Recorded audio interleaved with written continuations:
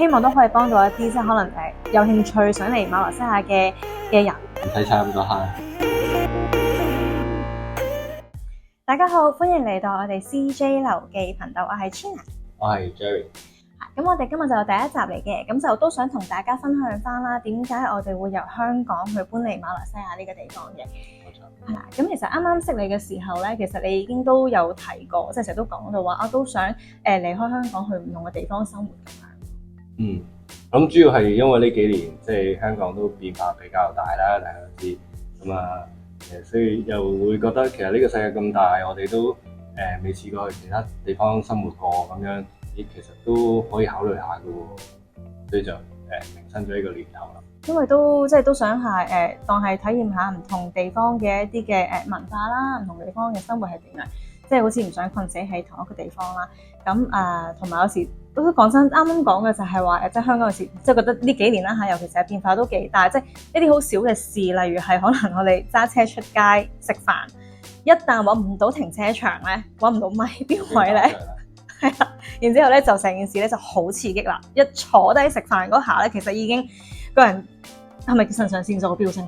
即係類似我係啦，即係類似係咁樣啦，一眼關白要望住，即係如果望到街啦，要望住有冇危險啦嚇。咁即係好多嘢積埋累積，咁令到即係個生活好似即係會有少少壓抑啦。唔知大家會唔會都有呢個感覺？咁所以再加上因為佢本身嗰個 business 係即係做啲線上嘅嘢嘅，咁就唔需要一定喺香港咧都可以有個收入啦。咁就變相令到即係我哋移居呢樣嘢咧係更加即係順理成章咁樣咯。咁其實除咗馬來西亞啦，我哋本身都有考慮過一啲嘅唔同嘅地方啦，即係例如係泰國係啦呢啲，因為其實我哋本身因為我哋嘅屋企人都喺香港嘅，咁即係佢爹哋都100年比80幾歲啦，咁其實都要係都想方便翻我哋，有時都要比較方便你翻香港，咁所以我哋都會揀翻一啲亞洲嘅地方咯。其實係去唔住住。太遠啦，即係感覺係啊。咁即係暫時啦，遲啲就好難講嘅。咁但係暫時都係想近翻香港多少少先嘅。咁就同埋因為我哋本身都係想用一個數位遊牧簽證呢個嘅方式去做個居留先啦。咁因為始終你未住過，即係你可能去過，但係你未真係住過個地方，其實你係唔知道住落係點，唔知係咪真係中意。咁所以我哋喺諗唔同嘅地方嘅時候，我哋都會將呢個嘅申請數位遊牧簽證嗰個嘅要求係納入我哋嗰個嘅考慮因素啦。咁同埋都會考慮翻就係如果我呢個簽證即係一旦完咗啦，咁如果我想繼續喺呢個地方度長期居留嘅話，其實申請呢個地方嘅居留嘅話係有個困難，會唔會好難啊？個條件係乜嘢？呢啲都係我哋嘅考慮因素嚟嘅。咁到最後咧，我哋就係揀咗馬來西亞嘅，咁再睇個吉隆坡同埋檳城啦，咁我哋就最尾都揀咗檳城啦。咁其實講話嗰個所謂遊牧簽證咧，馬來西亞呢一度其實我哋係申請個 de rental visa 嘅。咁你話佢係咪複雜咧？又唔好複雜，但係佢一定唔係最簡單嗰個嚟嘅，因為相對泰國嗰啲係教咗1-2年。佢係先8星期，6至8星期，8星期即係搞足8星期，同埋佢要交嘅嘢啊，各方面其實比泰國嗰個係多嘅。咁但係即係點解我哋都揀咗呢度即係申請個 de rental 咧？就係其實我哋都睇翻如果我哋呢個 de rental 佢係續期1年嘅可以，佢係第一次就簽你做咗12個月啦，咁然之後去續1年啦。咁但係續完之後咧。我哋覺得申請 MM2H 做個居留其實係好過泰國嗰個嘅精英簽證，即係我覺得啦，因為始終你馬來西亞嗰個要求就係你要有存款啦，然之後你要買樓啦，咁但係 at least 我做完呢堆嘢之後，其實嗰個資產都仲係我自己噶嘛，即係都係我自己嘅嘢，咁我層樓我可以住，咁但係泰國嗰個精英簽證就唔係嘅，咁真係齋俾錢咯，即係純俾錢，咁我覺得即係我自己覺得唔係咁。我自己就覺得唔係咁想啦，咁所以就都最尾揀咗馬來西亞嘅。咁係咯。就政局都會相對比較穩定啦，我哋覺得馬來西亞咁飲食習慣就相對都會即係東南亞地方我哋都會比較適應啊。咁華人相對比較多啊呢邊，咁所以我哋最後都選擇咗馬來西亞嘅檳城。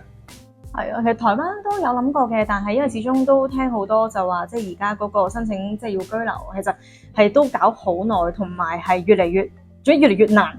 越嚟越耐咁樣，咁所以就都冇考慮，因為本身都幾中意台灣嘅，咁但係就因為始終要長期居留唔係咁容易啦，而家咁所以就都係令我哋卻步嘅。係啦，咁同埋馬來西亞個自然災害相對少啲咯，係啊，比起嘅地方冇打風呢邊係咪都冇地震啦？叫做咁樣。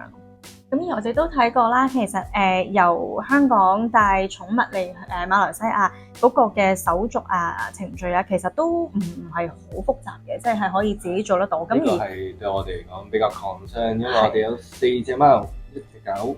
係啦，都比較多 BB 嘅，所以就我哋都冇揾 agent 去做嘅，全部都我哋自己一手一腳去處理啦，咁樣。真係好驚，其實，因為其實我哋喺即係上網揾資料嘅時候咧，都見到有人係教話即係點樣去帶啲寵物嚟到馬來西亞啦。咁但係因為始終嗰啲片都係有即係都一段時間，就變咗其實有啲嘢咧已經係唔同咗。即係一開始好驚嘅就係航班問題，就係原來係冇得好多航班係已經冇託運呢樣嘢，即係唔可以託運寵物。話係疫情之後，我打電話問佢話係疫情之後嘅一個嘅改變嚟嘅。咁就變咗，即係我哋本來想揀嗰個係直航機，以為係有託運，點知原來係冇。咁結果我哋係要揀另一間航空公司啦，又要轉機啦，嚇到我傻咗，因為我本身好驚佢哋搭飛機，然之後仲要轉機喎。我真係上飛機就喊，真係。我諗起好驚啊，真係好驚！你睇我啲 BB 又細膽啦，本身比較重要嘅一個經歷嘅。係啊，都真係好擔憂嘅，但係都真係好好彩啦。最尾係成件事係好順利嘅，即係全部都係啦，好 smooth 啦，全部都好平平安安咧，幾可愛咁樣過咗嚟呢一度。好，咁啊講咗咁耐，咁講翻點解你想開呢個 channel 先？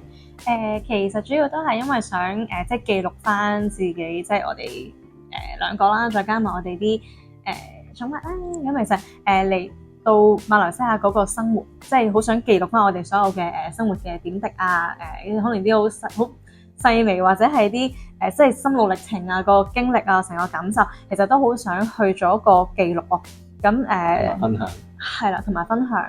咁因為我自己覺得有一啲嘅資訊啊，或者係一啲嘅即係有啲嘢真係要親身經歷過先會知。咁而我覺得呢啲嘢都值得去同大家去做一個嘅分享。咁都希望都可以幫到一啲即係可能有興趣想嚟馬來西亞嘅人，咁就對佢嚟講有啲幫助咁樣咯，即係有啲參考嘅價值咯。慳少啲慳咩？唔使差咁多慳。係即係咯，即係避雷咯，可以當係，因為即係我哋個租屋啊，或者係個單位入面啊，呢啲我哋以為一啲好 common 嘅嘢，原來係唔 common 嘅喺呢度。咁所以我哋變咗我租樓嘅時候，其實我係冇特別去問有冇呢樣嘢，或者即係咯。咁但係包括原來真係冇。咁呢啲我哋即係遲啲都會想係即係拍片同大家去分享翻。咁都我唔知都可能反映個文化差異，或者係呢個可能個社區啊即係各方其實同香港嗰個都好唔一樣，咁所以先至為呢啲嘅唔同咯。咁就我覺得呢啲都好想同大家去分享，亦都我自己都好想做一個嘅小記錄，咁所以就都開咗呢個頻道去同大家做個 sharing 咁樣咯。希望大家中意啦。如果大家係即係有啲咩嘅內容啊，或者係有啲咩想知，或者係想我哋講嘅話咧，其實都可以歡迎留言話俾我哋知，咁我哋就會拍片同大家去分享啦。可以講到嘅，我哋都會盡量去講嘅咁樣。咁就今日時間差唔多啦，我哋下次再見，拜拜。歡迎嚟到我哋 CJ 頻道，CJ 頻道想開呢個頻道